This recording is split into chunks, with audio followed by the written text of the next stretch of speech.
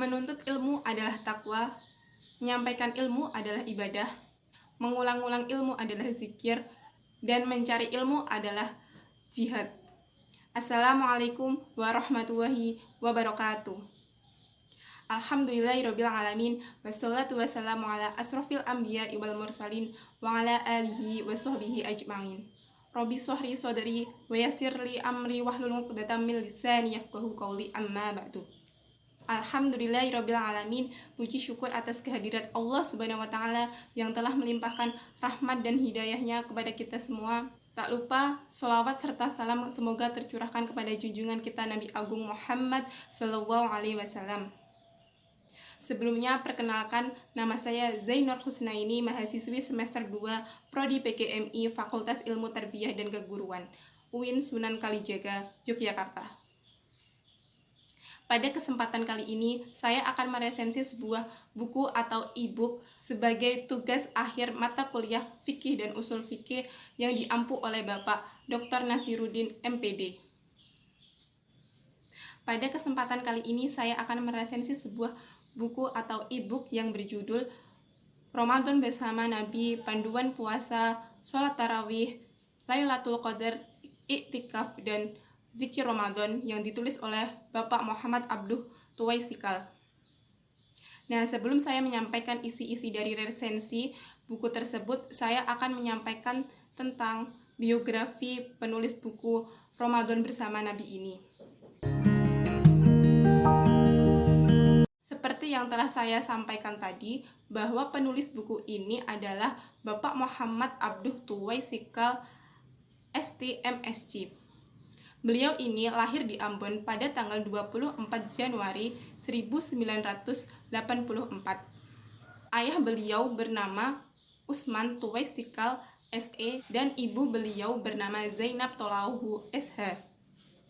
Untuk pendidikan formal penulis, beliau pernah menempuh pendidikan sekolah dasar sampai dengan sekolah menengah atas di Jayapura, Papua. Kemudian beliau menempuh pendidikan sarjana teknik kimia di Universitas Gadjah Mada.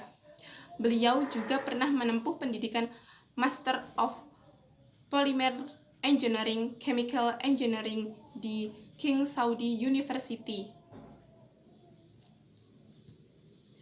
Beliau juga mahasiswa S2 di Universitas Kalam Kuliah Islam Al-Ma'wa untuk Prodi Manajemen Pendidikan Islam.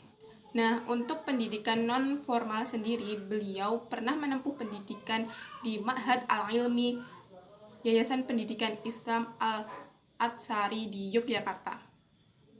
Di Indonesia, beliau berguru kepada Ustadz Aris Munandar dan Ustadz Abu Isa.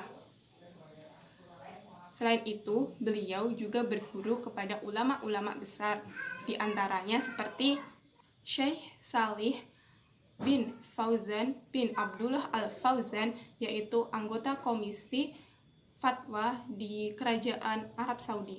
Beliau juga berguru kepada Syekh Sa'ad bin Nasir Asy-Syatsri, yaitu penasihat Raja Salman Kerajaan Arab Saudi.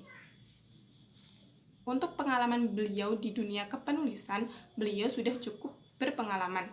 Terbukti beliau sudah menerbitkan sekitar 58 buku dan juga 4.000 artikel. Di antara buku-buku beliau yang telah diterbitkan yaitu seperti yang pertama, yaitu ada buku beliau yang berjudul Mengikuti Ajaran Nabi Bukanlah Teroris, yang diterbitkan oleh penerbit Pustaka Muslim pada tahun 2013.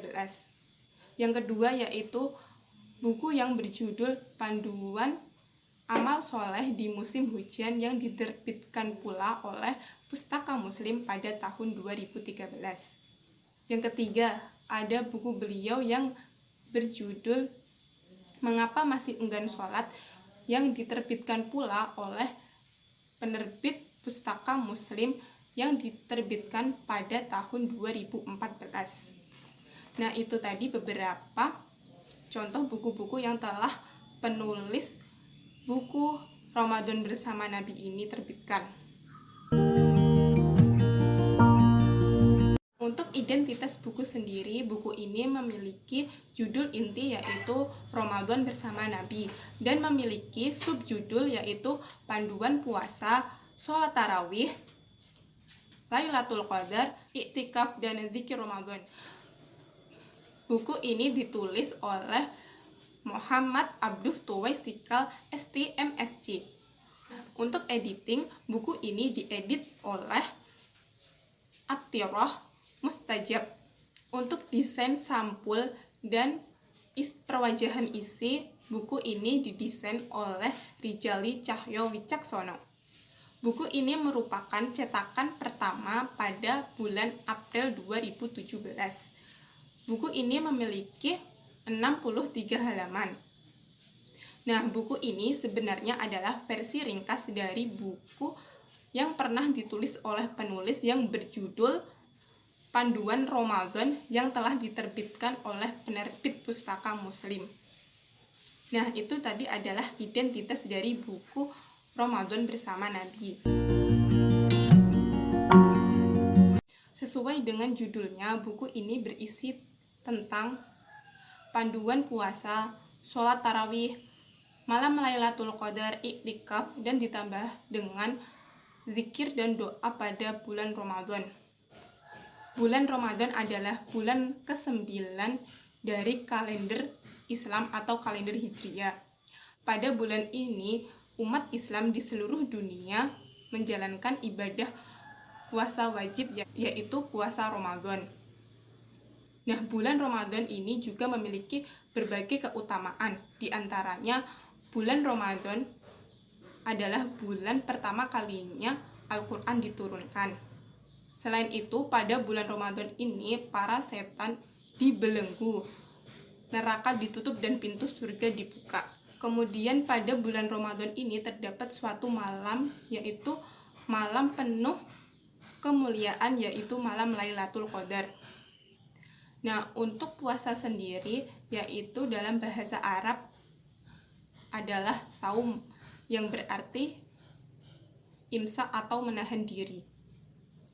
Secara istilah, puasa yaitu menahan diri dari segala hal-hal yang membatalkan puasa dari terbit fajar sampai dengan terbenamnya matahari. Puasa Ramadan itu adalah wajib bagi setiap muslim yang berakal, balik atau dewasa, dan sehat jasmani maupun rohani. Rukun puasa sendiri ada 2, yaitu yang pertama niat, dan yang kedua yaitu menahan diri dari segala hal-hal yang membatalkan puasa. Puasa juga memiliki berbagai keutamaan, diantaranya yaitu yang pertama yaitu amalan puasa menjadi penghalang siksa api neraka. Yang kedua, amalan puasa juga dapat menjadi syafaat kita di hari akhir nanti. Yang ketiga, barang siapa yang melaksanakan puasa, maka akan diampuni dosa-dosanya. Dan yang keempat yaitu barang siapa yang berpuasa, maka akan dibukakan pintu surga baginya. Untuk menentukan puasa di bulan Ramadan, kita dapat melakukannya dengan 2 cara, yaitu yang pertama dengan melihat hilal. Yang kedua yaitu kita bisa menggenapkan bulan Sya'ban menjadi 30 hari. Di malam bulan Ramadan, biasanya para umat Islam melaksanakan sholat tarawih. Sholat tarawih yaitu termasuk dalam sholat malam. Sholat ini dikhususkan hanya di bulan Ramadan. Jadi, sholat tarawih adalah sholat malam yang dilaksanakan di bulan Ramadan dan hukumnya adalah sunnah.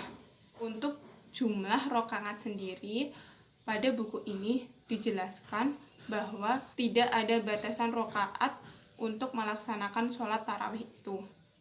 Pada bulan Ramadan terdapat malam Lailatul Qadar. Apa sih malam Lailatul Qadar itu? Malam Lailatul Qadar adalah malam kemuliaan, malam penuh keberkahan. Malam Lailatul Qadar yaitu malam yang lebih baik daripada 1000 bulan.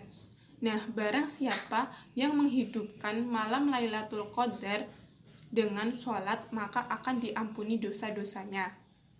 Banyak yang berpendapat bahwa malam Lailatul Qadar terjadi pada 10 malam terakhir di bulan Ramadan.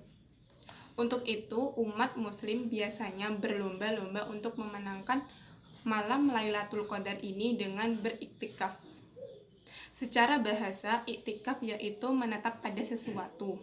Secara syar'i, iktikaf yaitu menetap di masjid untuk beribadah kepada Allah Subhanahu wa taala yang dilakukan oleh orang-orang khusus dan dengan tata cara khusus. Adab iktikaf sendiri yaitu dengan menyibukkan diri dengan beribadah kepada Allah Subhanahu wa taala seperti dengan sholat, berpuasa, bersolawat, melakukan zikir dan doa, dan juga dapat dilakukan dengan mengaji Al-Quran maupun mengaji hadis. Nah, selain isi materi yang telah saya sampaikan tadi, buku ini juga berisi dengan zikir-zikir dan doa-doa saat bulan Ramadan, seperti zikir saat melihat hilal, doa saat berbuka puasa, doa saat memberikan makanan minuman kepada orang lain, doa saat berbuka puasa di tempat atau rumah orang lain, dan doa-doa yang lain-lainnya. Untuk keunggulan atau kelebihan buku ini memiliki keunggulan diantaranya yaitu yang pertama yaitu buku ini ditulis oleh orang yang berkompeten. Yang kedua, buku ini ditulis dengan bahasa yang mudah dimengerti. Yang ketiga, buku ini ditulis disertai dengan footnote. Yang keempat yaitu penjelasan isi materi buku ini diperkuat dengan dalil-dalil dari Al-Quran maupun hadis. Untuk keunggulan yang terakhir yaitu buku ini dapat kita peroleh secara gratis dalam bentuk e-book. Kita dapat mendownloadnya di situs website Rumaiso seperti yang tertulis di bawah ini. Selain kelebihan dan keunggulan yang dimiliki buku ini, buku Ramadan Bersama Nabi ini juga memiliki berbagai kekurangan. Di antaranya yaitu yang pertama yaitu dalam buku ini tidak terdapat daftar referensi atau daftar pustaka.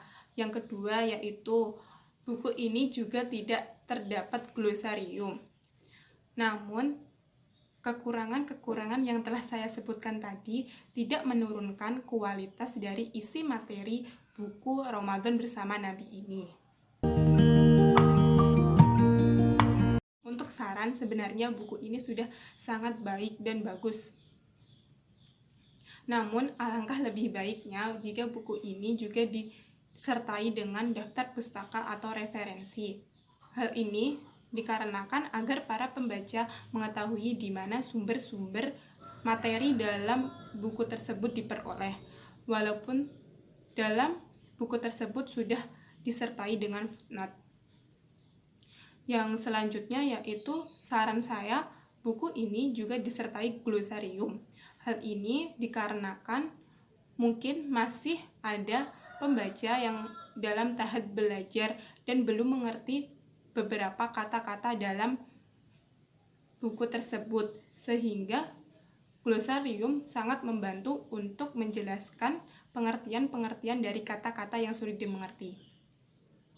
Dan yang terakhir, dalam buku tersebut masih ada beberapa penjelasan yang berupa poin-poin ataupun hanya dijelaskan melalui hadis atau dalil Al-Quran. Sebenarnya itu sudah cukup baik, namun alangkah lebih baiknya apabila penjelasannya diuraikan lebih lanjut lagi, lebih mendalam lagi, karena seperti yang saya sampaikan tadi, mungkin ada pembaca yang masih dalam tahap belajar, jadi belum dapat menerjemahkan atau memahami isi dari hadis-hadis yang digunakan untuk menjelaskan materi-materi dalam buku Ramadan Bersama Nabi ini. Buku ini ditulis dan diterbitkan untuk mengajarkan ilmu pengetahuan mengenai bulan Ramadan, terkhusus untuk panduan puasa, sholat tarawih, Lailatul Qadar, iktikaf, dan doa zikir pada saat bulan Ramadan. Buku ini sangat cocok untuk para pembaca yang ingin belajar, memulai belajar, maupun menambah ilmu pengetahuan terkait dengan bulan Ramadan dan ibadah-ibadah apa saja yang dapat dilakukan pada saat bulan Ramadan. Buku ini juga sangat cocok untuk semua kalangan, baik remaja, dewasa, maupun orang tua. Berdasarkan apa yang telah saya paparkan di awal tadi mengenai isi dari buku, kekurangan, kelebihan, dan latar belakang diterbitkannya buku ini, dapat kita analisis atau diambil kesimpulan bahwa buku ini sangat bagus dan cocok untuk semua kalangan. Meskipun dalam buku ini juga terdapat kekurangan, namun semua itu tidak menurunkan kualitas dari isi materi buku Ramadan bersama Nabi ini. Buku ini dapat menambah ilmu dan wawasan kita mengenai bulan Ramadan dan ibadah-ibadah yang dapat kita lakukan pada bulan Ramadan itu sendiri. Sekian resensi buku yang dapat saya sampaikan. Apabila terdapat kesalahan kata ataupun hal-hal yang kurang berkenan, saya mohon maaf. Wabillahi taufiq wal hidayah. Wassalamualaikum warahmatullahi wabarakatuh.